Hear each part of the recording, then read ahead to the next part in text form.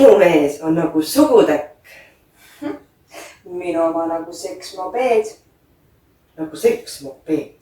Mida see peab tähendama? Väga lihtne. 2 takti ja sisse pritsa. Eesti naise kannatlikkus taas kord jälle tõestan teid, sest rukki viinast on... Tead, mu mees abistab mind juba 2 nädalat. Toob lapsed lasteaias koju, teeb süüa, koristab, peseb pesu. Ühesõnaga, kõike teeb. Kuidas sul see õnnestus? Ta oli lugenud ajakirjast, et kui õhtul pole naine liiga väsinud, siis aitab see paari seksuaalelu paremaks muuta. Ja on aidanud? On parem? Ma ei tea. Iga õhtu on ta nii väsinud, et vaevu jõuab voodisse roomata.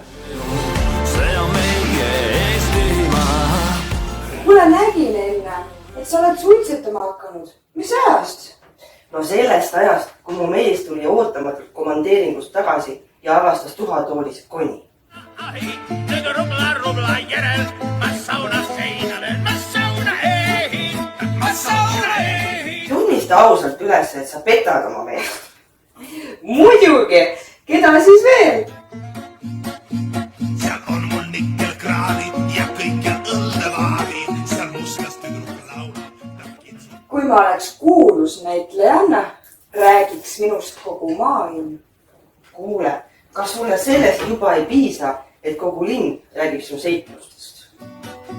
Seal mõnu otsa, ei lõppe iial otsa. Suur võimas Eesti rahvas, kõik saab...